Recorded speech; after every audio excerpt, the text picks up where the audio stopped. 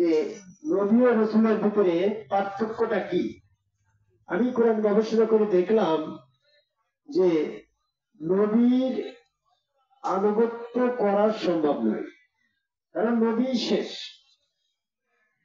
আর রাসূলের আনুগত্য করা সম্ভব। এটার প্রমাণ কি? আমি কোরআন গবেষণা করে দেখলাম কোরআনের কোথাও বলে নাই যে তোমরা নবীর আনুগত্য করো। কারণ নবীর আনুগত্য করো কথা যদি কোরআনের একটা আয়াত থাকে তাহলে সেই আয়াতে কিয়ামত পর্যন্ত বহাল থাকে। তাহলে এখন যদি নবী না থাকে আমি তার আনুগত্যটা কিভাবে করব?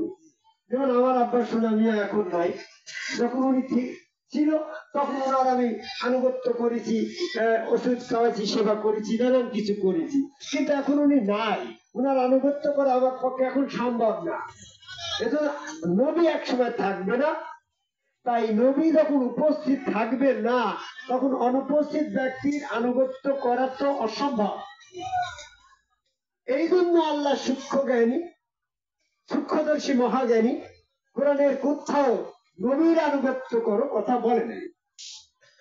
পক্ষান্তরে বারবার রাসূলের আনুগত্য করো কথা বলেছে। রাসূলের আনুগত্য করো কথা বলার মধ্যে নবী মুহাম্মদ সাল্লাল্লাহু আলাইহি ওয়াসাল্লামের আনুগত্য করা হয়ে যাচ্ছে, কারণ নবী মুহাম্মদ সাল্লাল্লাহু আলাইহি ওয়াসাল্লাম তো রাসূলও। রাসূলের আনুগত্য করো কথা বলায় এটা প্রমাণ হয় যে রাসূল ব্যবস্থা সার্বক্ষণিক। এই রাসূল ব্যবস্থা সার্বক্ষণিক এটা প্রমাণ করার জন্যই কিন্তু এই আয়াতি, এই লজিক, এই যুক্তিটাই যথেষ্ট যে রাসূলের আনুগত্য করো কথা কোরআনে বারবার এসেছে। এতে প্রমাণ হয় যে রাসূল ব্যবস্থা সার্বক্ষণিক, কারণ অনুপস্থিত ব্যক্তিত্ব আনুগত্য করা যায় না। যেহেতু আল্লাহ বলছে রাসূলের আনুগত্য করো, তাহলে রাসূল উপস্থিত আছে বিধায় তো আল্লাহ বলছে। আল্লাহর কথা কি ব্যর্থ হয় নাকি? এখন আমরা নবী রাসূলের পার্থক্য এই পর্যন্ত কোরআন দিয়ে বললাম। আপনি যদি না বোঝেন, নবী রাসূলের আরেকটি পার্থক্য আছে, যার পরে নবুয়ত দেওয়া হয় তিনি নবী। সূরা আনামের ৭৯ নম্বর আয়াত, প্রত্যেক নবীর পরে নবুয়ত এসেছে। যার পরে ওহী দেওয়া হয় তিনি নবী, প্রত্যেক নবীর পরে ওহী এসেছে। সূরা নিসার ১৬৩ নম্বর আয়াত। যার পরে কিতাব দেওয়া হয় তিনি নবী, প্রত্যেক নবীর পরে কিতাব এসেছে। সূরা ইমরানের ৮১ নম্বর আয়াত। এবং প্রত্যেক নবীর পরে ওহী, নবুয়ত, কিতাব পৌঁছানোর পর তাকে রিসালাত দেওয়া হয়েছে। সূরা জিনের ১৮ নম্বর আয়াত। মানে নবীগণ, নবী এবং রাসূল, প্রত্যেক নবীর রাসূল, কিন্তু প্রত্যেক নবীর রাসূল নহে, প্রত্যেক রাসূল নবী নহে। এটার আয়াত কি? প্রত্যেক নবী রাসূল, তার আয়াত এসছে যে প্রত্যেক, সূরা জিনের ১৮ নম্বর আয়াতে বলছে নবুয়ত দেওয়ার পর তাকে রাসূল, রিসালাত দেওয়া হলো। তাহলে প্রত্যেক নবী রাসূল হয়ে গেল না? কিন্তু প্রত্যেক রাসূল যে নবী নয় তার আয়াত কি?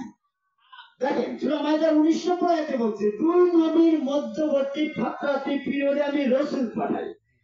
সূরা মাইদার ১৯ নম্বর আয়াত দেখবেন, নবী বিরতির পর আমি রাসূল পাঠাই যেন তারা না বলতে পারে আমি কোন সতর্ককারী পাইনি। এখানে কিন্তু নবী শব্দ নেই। যদি বলতো দুই রাসূলের মাঝখানে আমি নবী পাঠাই, তাহলে ওই নবী কিন্তু আর রাসূল হতো না। কিন্তু আয়াতে বলছে কি যে দুই নবীর মাঝখানে রাসূল, তাহলে এই রাসূল কিন্তু নবী না। যেমন ঈসা মুহাম্মদ সাল্লাল্লাহু আলাইহি ওয়াসাল্লামের মাঝখানে, ঈসা আলাইহিস সালাম মুহাম্মদ সাল্লাল্লাহু আলাইহি ওয়াসাল্লামের মাঝখানে কোনো নবী নাই। কারণ মুহাম্মদ সাল্লাল্লাহু আলাইহি ওয়াসাল্লাম যে শেষ নবী, তার আগের নবীর নাম হচ্ছে ঈসা আলাইহিস সালাম। আপনি দেখবেন হাসিবুল চিশতি তর্ক করে গেলে হাসিবুল চিশতির কথা আপনি শুনেন না, মানেন না, বুঝেন না। কিন্তু আপনার পৃথিবীতে যতগুলো আলেম আছে, মৌলানা মুফতি ইমাম সাহেব যা কিছু আছে, আপনার দৃষ্টিভঙ্গিতে যাদেরকে পছন্দ হয় তার কাছে প্রশ্ন করবেন যে মুহাম্মদ সাল্লাল্লাহু আলাইহি ওয়াসাল্লাম শেষ নবী কিনা। সে বলবে হ্যাঁ তিনি শেষ নবী। আচ্ছা, মুহাম্মদ সাল্লাল্লাহু আলাইহি ওয়াসাল্লামের আগে ছিলেন নবীকে, পূর্বে ছিলেন ঈসা আলাইহিস সালাম। এই ঈসা আলাইহিস সালাম এবং মুহাম্মদ সাল্লাল্লাহু আলাইহি ওয়াসাল্লামের মাঝখানে কত বছর? এই 500 বছর গ্যাপে রসুল আছে। সেই রসুল নিশ্চয়ই নবী নহে। এটা না, হাই স্কুলের টিচার, আপনি তার ছাত্র, আপনি বিএসসি পাস করেছেন, আপনার তো জ্ঞান কম নাই। তাহলে শিক্ষকের কথাটা যদি আপনি মানেন তাহলে আপনি কেন? দুই নবীর মাঝখানে ঈসা আলাইহিস সালাম মুহাম্মদ সাল্লাল্লাহু আলাইহি ওয়াসাল্লামের মাঝখানে রসুল আছে। আমাদের 19 নম্বর আয়াতে প্রমাণ হয় যে দুই নবীর মাঝখানে যে রসুল ওই রসুল নবী নহে। তাহলে প্রত্যেক নবী রসুল, ঈসা আলাইহিস সালাম নবী এবং রসুল, মুহাম্মদ সাল্লাল্লাহু আলাইহি ওয়াসাল্লাম নবী এবং রসুল, কিন্তু এর মাঝখানে যে রসুল আসলো সেটা আমাদের 19 নম্বর আয়াতের বর্ণিত রসুল, উনি কিন্তু নবী না। নাম্বার 2, নবী নয় কেন? কারণ ওনার পরে কোনো ওহী আসে নাই। উনি হচ্ছে ওহী ব্যতীত রসুল। ওহী ব্যতীত রসুল এইটার আয়াত কি?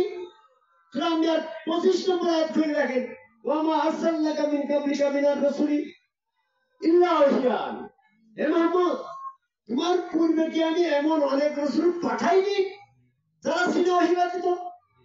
তার মানে মুহাম্মদের পূর্বে ঈসা আলাইহিস সালাম মুহাম্মদ সাল্লাল্লাহু আলাইহি ওয়াসাল্লামের মাঝখানে ওই সকল রসুল ছিল। আমাদের 19 নম্বর আয়াতের বর্ণিত রসুলের পরে ওহী ছিল না। এরা নবী নহে। তার আরেকটা আয়াত দেখেন, সূরা হজের 52 নম্বর আয়াতে বলছে দুই নবীর মাঝখানে যে রসুল উনি কিন্তু নবী নহে। এ ব্যাপারে স্পেসিফিক ভাবে আল্লাহ পাক নির্দিষ্ট করে আয়াতে ঘোষণা করে দিল। সূরা হজের 52 নম্বর আয়াত, ওয়া মা আরসালনাকা মিন ক্বাবলিকা মিনার রাসূলি লা নাবিয়ান। তোমার পূর্বে কি আমি এমন অনেক রসুল পাঠাইনি যারা নবী নহে? তাহলে দুই নবীর মাঝখানে যে রসুল, ইনার পরে ওহী নেই, ইনি নবী নহে, ইনি শুধু রসুল। এই রসুলের সূত্র কোথা থেকে? যেমন আমাদের এই যে ক্যানেলটা আসছে না, বড় ক্যানেলের সূত্র কিন্তু ওই পদ্মা নদীর থেকে। তো এরকম যে রসুল, যে সমস্ত রসুল নবী নহে, যাদের পরে কোনো ওহী নেই, তাদের সূচনা কোথা থেকে? এটার আয়াত কি? সূরা ইমরানের 81 নম্বর আয়াত খুলে দেখেন, এক একজন নবী এক একজন রসুলকে রিসালাত দিয়ে রসুল করে সাহায্য করে যাবে। ঈসা আলাইহিস সালামের সূচনা ছিল, উনি আল্লাহর কাছে অঙ্গীকার করলো যে আমি একজন রসুলকে রিসালাত দিয়ে সাহায্য করে যাব। তাই ঈসা আলাইহিস সালাম তাকে রিসালাত দিয়েছিল। সেই রিসালাত প্রাপ্ত রসুল মুহাম্মদ সাল্লাল্লাহু আলাইহি ওয়াসাল্লাম পর্যন্ত 5 বছর দায়িত্ব পালন করলো।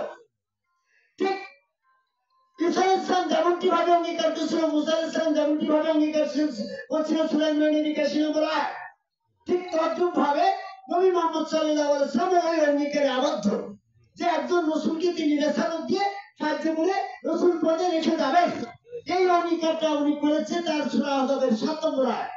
এই অঙ্গীকার বাস্তবায়ন করলে পাবে গাজী রকমে দেখেন 28 জিলহজ তারিখে আয়াত নাযিল হয়ে গেল, সূরা মাইদার 67 নম্বর আয়াত, হে রাসূল, তোমার পরে যে অঙ্গীকার যে ওহী ছিল সেটা তুমি রিসালাত পৌঁছে দেওয়ার কথা ছিল, তুমি রিসালাত পৌঁছে দাও না কেন? ওয়া মা বালাগতা রিসালাতি, যদি তুমি রিসালাত পৌঁছে না দাও যে তোমার কিছুই করা হইল না। তাহলে রিসালাত পৌঁছে না দিলে নবীর সমস্ত আয়াত, সমস্ত কোরআন, সমস্ত দ্বীনি ব্যবস্থাপনা বাতিল হয়ে গেল।